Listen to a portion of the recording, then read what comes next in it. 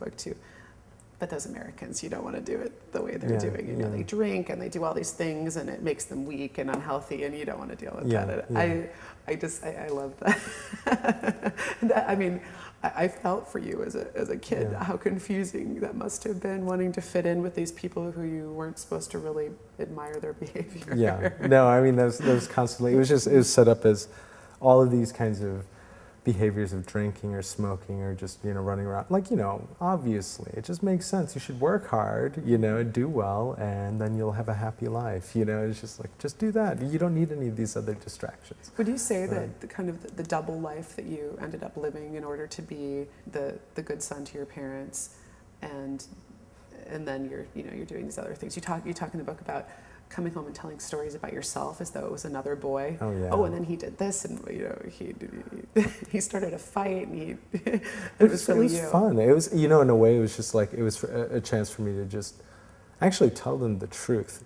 But there was no way for me to actually deliver the truth to them, because if I actually came out and said, you know, I did all this, they would first just not believe me, but then if they did, they would freak out in a way that wasn't going to be constructive. Whereas I could tell them stories as if somebody else had done them. You know, oh yeah, this guy, you know, he jumped on this guy's car and smashed the, you know, windshield in, and just, you know, they were all drunk and doing stupid, you know, like I could say it like that and then find out how they would react. Yeah, what's their reaction? And not that I really learned anything, but I got to at least like. Well, you learned how to tell stories. Yeah. Yeah, you know, that's. I mean, like that's the thing is the start of your writer's life, right there. I think. Yeah. Just like how do you manufacture experiences? You know, how do you rework them? You know, so. Yeah, but my dad started me too with that. He made me always write journals when I was in India, when he was working in the U.S. as a way for him to know what was going on in India, because. I guess he felt like of my brothers, they would never do this thing, but I would, since the time I was a little kid, I would very studiously like just write down what relatives we saw, what temples we visited, what we ate. I would attach receipts and staple them in. And so he's the one that actually got me like journaling and writing and thinking in these ways a long time ago. So. I know you've, you know, you're a writer by trade, and you have the book doctor business here in Iowa City. Is writing a part of your everyday life? I try to make it. Yeah. I mean, I know some people talk about, you know, getting up every day and doing it religiously. And that works for me sometimes. And then sometimes I just take a break and do other things too. But, you know, I try to consistently keep working, you know, and just, I think the thing that helps me is I try not to work on any one project at a time, but just do multiple things. So I don't That was my next question. Yeah.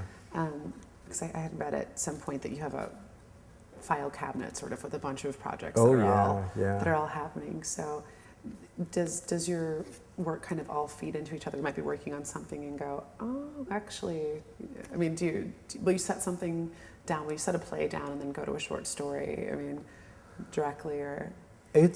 I mean, sometimes it operates like that, and sometimes it's just, I kind of hit like a space where I'm like, okay, I need to think about this some more.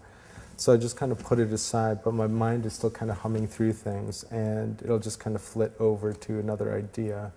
And it's just like, I don't know how to explain it other than like, the best way that I can handle what I'm doing is like not to set up expectations or set up boundaries around what I'm trying to do, but just to be able to just like, quick close that file, move over to this, so that I'm like inching along on different things, and then every once in a while something will just kick into high gear, and then I'll just keep writing it, and so it's like I'm just chasing a high is basically what it is. It's like I'm just taking a puff off of this and it's not doing me any good, so I just roll over to that.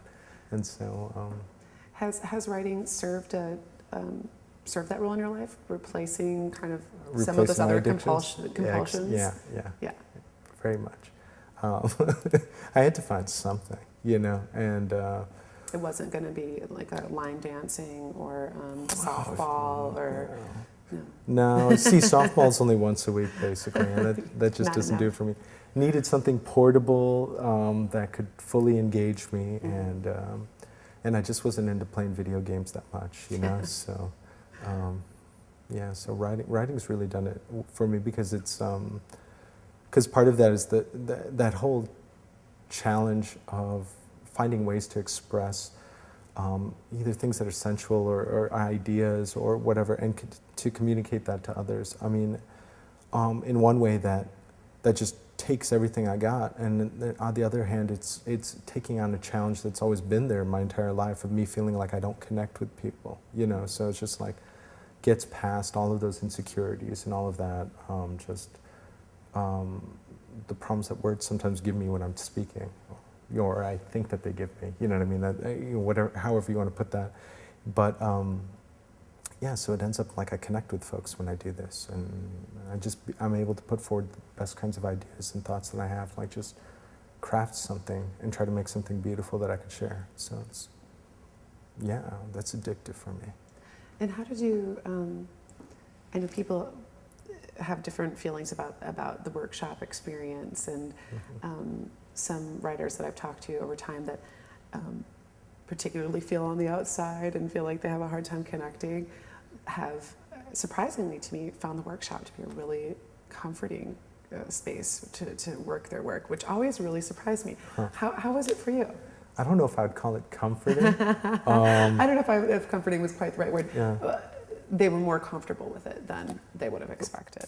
Yeah, actually, you know, one thing that I dug about it was that I always felt before I came here that people were pulling their punches, you know, that they would just say, oh, that's nice, you know, or whatever, and I'd always feel like there's something wrong here, there's something wrong. Well, the workshop's a beautiful place for people pointing out what's wrong with what you've got. Even if you didn't do anything wrong, they'll find something wrong. Oh, sure. So it's kind of like, they'll give you a lot of kidney punches and stuff like that, and actually, I found that really invigorating, because it's, you know, I would sit there and the defense, like my response to criticism is I tend to get defensive. Oh, sure. And so I would use that energy, you know what I mean? I just try to figure out, okay, wait, they're wrong. Why are they wrong? And then half the time or more, I realize, okay, wait, they're totally onto something there, and I need to listen to this and pay attention. But it's like I needed something like that. It's a lot like in recovery. I didn't respond well to soft and easy. It took somebody who was really hard, you know, just hard, in order for me to pay attention to them. So I mean, that's the one thing that I felt about the workshop, is like people weren't afraid of saying what was on their mind, and I found that really invigorating. Plus, just seeing the different things that people are doing with their writing, and sometimes I would see stuff that would just really inspire me. That was beautiful. It was just gorgeous stuff. Or I'd see how somebody had revised something, and I'd be inspired by that.